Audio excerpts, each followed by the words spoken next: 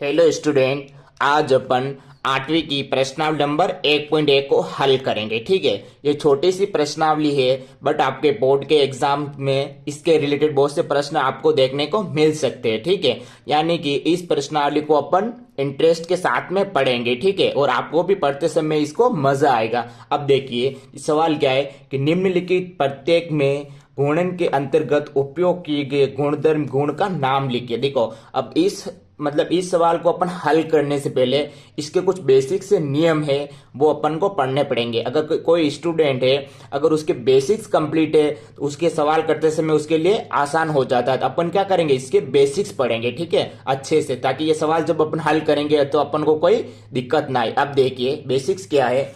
देखो फर्स्ट क्या है कि गुणात्मक तत्सम का नियम। ठीक है, अब देखो इस नियम के अंदर क्या होता है, अगर कोई भी संख्या है या फिर अपन को कोई भी पद दे रखा है, ठीक है, अगर अपन उसको एक से गुणा करते हैं तथा उसके बाद भी उसके परिणाम नहीं बदलता, उसको अपन क्या बोलते हैं, गुणात्मक तत्समक। एक बार मैं रिपीट वापस करता हूं, क्योंकि रिपीट करने से क्या होता है, याद होता है। ठीक है, देखो गुणात्मक तत्समक का नियम क्या है, अगर किसी भी संख्या को अगर मैं एक से गुणा करूं फिर भी उसके परिणाम या फिर उसके रिजल्ट में कोई भी परिवर्तन नहीं आया, उसको क्या बोलते हैं अपन, गुणात्मक तत्सम का नियम। अब देखो कभी अपने लिए एक और तरीका है इसका याद करने का। अब देखो इसका नाम क्या है, गुणात्मक। ठीक है, इसको याद रखो, इसको मतलब गुणात्मक यानी कि गुणा। गुणा मतलब एक से गुणा करना। अब जैसे देखिए अगर मेरे पास कोई संख्या है, जैसे मैं यहाँ पे लिखता हूं 4/6 इंटू 1। अब मैं लगाता हूं बराबर। ठीक है, देखो अब मैं यहाँ पे 1 लिखता हूं, 1, फिर लिखता हूं 4/6, फिर लिखता हूं 4/6। अब देखो जैसे कि मैंने बताया, किसी भी संख्या को अगर 1 से गुणा करने पर भी उसके परिणाम में कोई चेंजेस नहीं आते। अब देखिए अगर इस एक को मैं इस पद से गुणा करूं, किसी भी संख्या को अगर 1 से गुणा करने पर वही प्राप्त होगा, मैं यहाँ पे क्या लिखूंगा, 4/6, फिर ये बराबर का निशान है तो बराबर। अब देखो इस एक को अगर मैं 4/6 से गुणा करूंगा तो मुझे वही प्राप्त होगा, क्योंकि किसी भी संख्या को 1 से गुणा करने पर वही प्राप्त होता है। मैं यहाँ पे लिखता हूं 4/6 बराबर ये कितना, ये तो ऑलरेडी 4/6। अब देखिए, देखो अब अपन ने इसको, इस पद को 1 से गुणा करा, फिर इस पद को 1 से गुणा करा, लेकिन फिर भी इसका मतलब परिणाम नहीं बदला। देखो जैसे कि 4/6 बराबर 4/6 बराबर 4/6, यानी कि ये पद और ये पद तीनों क्या है, समान है। तो अपन बोल सकते हैं किसका मतलब किसका गुणात्मक हुआ, तो किसका हुआ, एक का। तो अपन कौन सा नियम है ये, तो एक का अपन बोल सकते हैं, एक का ये क्या हुआ, गुणात्मक तत्समक का नियम। ठीक है, ये क्या हुआ, पहला मतलब इसका पहला नियम। अब देखा दूसरा नियम क्या है, देखो दूसरा है क्रम विनिमयता का नियम। देखो सबसे पहले इसका नियम अपन को क्या बदलना है, देखो सबसे इसको क्या पकड़ना है, अपन पकड़ेंगे क्रम। ठीक है, क्या बोलते हैं, क्रम। यानी कि अगर जैसे मैं कोई भी संख्या लिखता हूं, ठीक है, अगर मैं यहाँ पे लिखता हूं 4/3 गुणा 3/3 बराबर 3/3 गुणा 4/3। अब देखो मैंने क्या करा, इसके अंदर क्रम बदला। जैसे कि देखो ये कितने हैं, 4/3 थे। ठीक है, अब देखो बराबर की अगर इस पक्ष के अंदर देखें, देखो फर्स्ट के अंदर क्या था, 4/3 पहले था। अब बराबर की अगर अपन इस साइड देखें, 4/3 पहले है। ठीक है, यानी कि अगर कोई भी संख्या है, मैं उसका क्रम बदलू फिर भी उसका परिणाम में कोई चेंजेस या फिर उसके रिजल्ट सेम रहता। जैसे कि देखिए अब देखो मैंने क्रम बदल दिया, कैसे बदला, 4/3 पहले था जो, इसके अंदर मैंने 4/3 बाद में लिख दिया। ठीक है, क्या बदला मैंने, क्रम। अब देखो 4 का पढ़ा अगर मैं 3 बार बोलता हूं तो 4 एकम 4, 4 2 8, 4 तरी 12। ठीक है, फिर 3 का पढ़ा 3 बार बोलते कितना थे, 9, तो बराबर 3 का पढ़ा 4 बार बोलते तो 12, और 3 का पढ़ा 3 बार बोलते कितने आते, 9। अब देखो क्रम बदला लेकिन उसके परिणाम या रिजल्ट में चेंजेस नहीं आए। देखो इस पद में भी 12/9 है और इस पद में भी 12/9, यानी कि किसी भी संख्या का क्रम बदलने पर भी उसके रिजल्ट या परिणाम में कोई चेंजेस नहीं आते। इस नियम को क्या बोलते हैं अपन, क्रम विनिमयता का नियम। अब देखिए तीसरा नियम क्या है कि गुणात्मक प्रतिलोम का नियम। ठीक है, देखो सबसे पहले इससे याद रखो गुणा। ठीक है, गुणात्मक का मतलब क्या होता है, गुणा। ठीक है, देखो और प्रतिलोम का मतलब क्या होता है, उल्टा या फिर उसके विपरीत। ठीक है, अगर जैसे कोई भी संख्या है, मैं अगर जैसे कि अगर मैं 2 पद लेता हूं, ठीक है, अगर पहले पद में मैंने संख्या ली तथा उसी संख्या को मैंने मतलब उसी पद को मैंने उल्टा करके लिखा, लेकिन फिर भी उसके रिजल्ट में कोई भी परिणाम या फिर उसके अंदर चेंजेस नहीं है। जैसे कि देखिए मैं लिखता हूं 12/13 गुणा 13/12। ठीक, अब देखो इसके अंदर क्या था, मैंने 12/13 लिखा, ठीक है, और गुणा, फिर मैंने क्या किया, इसका उल्टा कर दिया, यानी कि ये 13 को मैंने ऊपर लिख दिया और 12 को मैंने नीचे लिख दिया। अगर देखो अपन इसको काटे, ठीक है, 12 एकम 12, 12 एकम 12 और 13 एकम 13, यानी कि मैं बराबर के इसको करके एक बार लिख सकता हूँ, क्योंकि 12 से 12 एक बार कटते और 13 से 13 एक बार कटते। इस प्रकार के अपन नियम को क्या बोलते हैं, गुणात्मक प्रतिलोम का नियम। गुणात्मक मतलब गुणा करना और प्रतिलोम का मतलब उल्टा, यानी कि जो अगली संख्या होगी अपन उसको उल्टा करके लिखेंगे, लेकिन फिर पे उसका रिजल्ट नहीं बदला। इस नियम को अपन क्या बोलेंगे, गुणात्मक प्रतिलोम का नियम। ठीक है, अब देखिए चौथा नियम क्या है कि सहचारिता का नियम। ठीक है, देखो इस नियम के अंदर क्या होता है, जैसे कि मैं एक पद लेता हूं, ठीक है, मैं लेता हूं 4/3 गुणा 3/3 और गुणा 4/4। ठीक है, यहाँ पे मैं लगा देता हूँ बराबर। ठीक है, अब देखिए इसके अंदर क्या, ये पहला एक पक्ष है, ठीक है, इसके अंदर क्या है, देखो जो पीछे वाली जो 3/3 था गुणा 4/3, यानी कि पीछे की दो संख्या के अंदर मैंने ब्रैकेट लगाए। ठीक है, अब देखो वापस मैं लिखता हूं 4/3 गुणा 3/3 गुणा 4/4। ठीक है, अब देखो इसके सॉरी ये है ना, देखो इसके अंदर क्या था, जो पीछे के दो वाले थे उसके अंदर मैंने ब्रैकेट लगाया था। अब जो कि अगले पक्ष वाले क्या होंगे, जो आगे के दो होंगे उसके मैं ब्रैकेट लगाऊंगा, लेकिन फिर भी इसके परिणाम या रिजल्ट में कोई भी चेंजेस नहीं आएंगे। अब देखिए, देखो 4/3 का मैं 4/3 लिख लेता हूँ गुणा, देखो 3 का पड़ा 4 बार बोलो कितना थे, 3 × 4 = 12, फिर 3 का पड़ा 4 बार बोलते तो सेम 12 बराबर। फिर इसी प्रकार 4 का पड़ा अगर अपन 3 बार बोलेंगे 4×3 = 12 और 3 का पड़ा अपन 3 बार बोलेंगे कितना आएंगे 9 गुणा 4/4। ठीक है, इस प्रकार ये अपन को करने पड़ेंगे, यानी कि जो संख्या है पहले वाला पक्ष है तो पीछे वाली दो संख्या के ब्रैकेट लगा, फिर वही पक्ष है तो उसने क्या करा, आगे वाली संख्या के ब्रैकेट लग गया। ठीक है, लेकिन फिर भी अपन इसको हल करेंगे तो इसके परिणाम या रिजल्ट में कोई भी चेंजेस नहीं देखने को मिलेगा। तो इस प्रकार के नियम को अपन क्या बोलेंगे, सहचारिता का नियम। तो अब ये अपने बेसिक पढ़ लिया है, अब अपन सवाल करते। देखो सवाल क्या है, देखो पहला सवाल क्या है कि निम्नलिखित प्रत्येक में गुणन के अंतर्गत उपयोग किए गए गुणधर्म या गुण का नाम लिखे। ठीक है, यानी कि जो ये मतलब ये जो अपने सवाल दे रखा है इसमें किस प्रकार के गुणधर्म, या फिर गुणधर्म का मतलब यानी गुणा करके, या फिर इसके अंदर कौन सा नियम है जो अपन ने अभी पढ़ा था तो वो अपन को लिखना है। अब देखिए सबसे पहले मैं लिखता हूं हल। अब देखो -4/5 अगर किसी भी संख्या को मैं 1 से गुणा करता हूं तो वो का वो प्राप्त होता है, मुझे कितना प्राप्त होगा, ये होगा -4/5, इसको 1 से गुणा कर अब बराबर। ठीक है, अब देखो इसी प्रकार अगर किसी भी संख्या को मैं 1 से गुणा करता हूं तो वो का वो प्राप्त होगा, तो कितना होगा, ये होगा -4/5। ठीक है, बराबर होगा -4/5। ठीक है, अपन ने देखो एक नियम पढ़ा था कि किसी भी संख्या को 1 से गुणा करने पर फिर भी उसके परिणाम या रिजल्ट में कोई भी चेंजेस नहीं आए तो इस प्रकार के नियम को अपन क्या बोलते हैं, गुणात्मक तत्समक का नियम। ये देखो जैसे कि मैंने यहाँ पे लिखा था, देखो ये रहा। ठीक है, देखो इसको मैंने 1 से गुणा करा था, इसको भी 1 से गुणा करा था और ये बराबर 6 थे।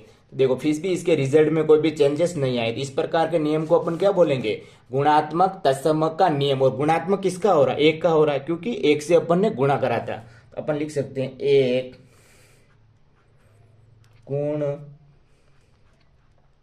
गुणात्मक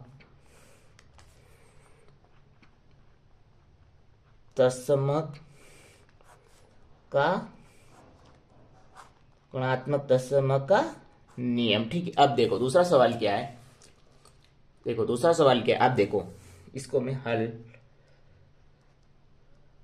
क्या है, -13/17 गुणा -2/7 बराबर -2/7 गुणा -13/17। ठीक है, अब देखो इस सवाल के अंदर देखो देखो अब सबसे पहले देखो जो -13/17 थे, ठीक है, अब इस बराबर के इस पक्ष के अंदर देखते। ठीक है, -13/17 थे, फिर अगर इस पक्ष के अंदर देखें जो ये -13/17 आगे थे, अब इसके अंदर देखो -13/17 पीछे। ठीक है, अब इसको अपन हल करके देखते। देखो 13 का पहाड़ा 2 बार बोलता हूं तो कितना, देखो माइनस और माइनस गुणा करने पर क्या होते हैं प्लस, और 13 का पहाड़ा अगर 2 बार बोलते हो कितना, 13 × 13 दूना 26। ठीक है, ये हो गया गुणा। अब 17 का पहाड़ा 7 बार। ठीक है, 7 का गुणा अगर 7 है 7 7 तो 49 का 9 हासिल गया 4।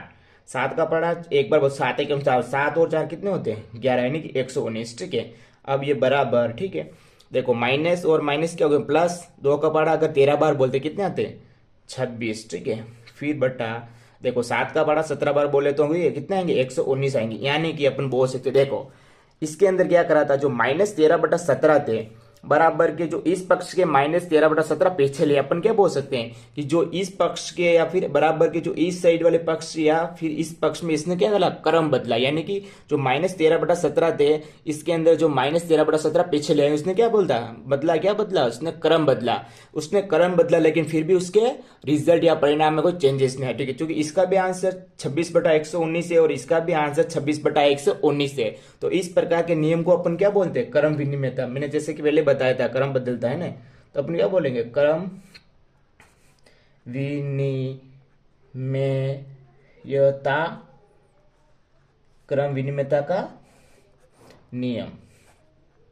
ठीक है, ये क्या है क्रम विनिमयता का नियम। अब देखो तीसरा सवाल क्या है, देखो -19/29 गुणा 29/-19 बराबर 1। ठीक है, अब देखो इसको अपन हल करते हैं। ठीक है, अब देखिए इसके अंदर इसने क्या करा, देखो मैं एक बार सवाल को वापस लिखता हूं, 19/29 गुणा 29/-19 बराबर इसने कितना लिखा 1। अब इसने 1 क्यों लिखा, ठीक, अब देखो इसने क्या बोला, देखो जो -19/29 था इसने इस पद के अंदर क्या करा उसको विपरीत, यानी कि उसने क्या करा प्रतिलोम, यानी उसको क्या होता उल्टा करके लिख दिया। जैसे कि देखो -19/29 था, इसके अंदर इसने क्या करा 29 को ऊपर लिख लिया और माइनस के मतलब 19 को नीचे लिया, यानी कि ये वाला पक्ष था इसने क्या करा उल्टा कर दिया।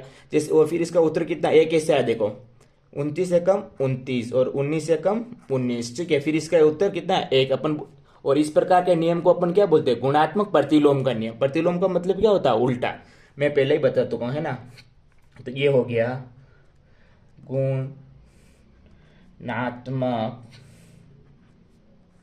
गुणात्मक प्रतिलोम का नियम। ठीक है, ये इस प्रकार ये नियम हो गया। ठीक है, देखो अब अपन क्या पढ़ेंगे इसका दूसरा वाला सवाल। ठीक है, देखो दूसरा सवाल क्या है कि बताइए कौन से गुणधर्म या गुण की सहायता से आप 1/3 गुणा 6 गुणा 4/3 को, फिर क्या है कोष्टक के अंदर 1/3 गुणा 6 और कोष्टक के बाद गुणा 4/3 के रूप में अभिकलन करेंगे। तो सबसे पहले यहां लिखता हूं हल। अब देखिए पहला वाला क्या है कि 1/3 गुणा 6। ठीक है, अब यहाँ पे मैं बराबर लगा सकता हूँ। ठीक, दूसरा क्या है कि 1/3 गुणा 6 कोष्टक बंद गुणा 4/3। ठीक है, यही है। अब देखो जिस तरह कि मैंने अपन ने पिछले में बताया था, अगर कोई भी संख्या, ठीक है देखो ये एक पक्ष बराबर के इस साइड वाला और ये एक पक्ष है। ठीक है, अब देखो इसने क्या करा, जो इस वाले पक्ष से तो पीछे की दो संख्या पे इसने ब्रैकेट लगा दिया, जबकि बराबर के इस साइड वाले के अंदर क्या करा इसने आगे की दो संख्या के अंदर ब्रैकेट लगा दिया। ठीक है, और इस प्रकार के नियम को अपन क्या बोलेंगे, देखो मैंने बताया था, ये देखो अब मैंने नहीं बताया था कि अगर पहला वाला पक्ष है उसके पीछे की दो संख्या के ब्रैकेट लगा हो, फिर बराबर के अगर इस साइड वाला पक्ष हो आगे की दो संख्या के ब्रैकेट लगा हो, तो इस प्रकार के नियम को अपन क्या बोलेंगे सहचारिता का नियम। ठीक है, तो इसमें कौन सा नियम होगा सहचारिता। अब सबसे पहले इसको अपन हल करते हैं। ठीक है, देखो तो मैं 1/3 को तो मैं 1/3 लिखता हूँ और गुणा। ठीक है, पहले इसके कोष्टक के अंदर वाली संख्या को अपन देखो 6 का पड़ा 4 बोल 6 चौका 24। ठीक है, और बटे में 3 बराबर 1/3 के तो 1/3। ठीक है, फिर अपन क्या करेंगे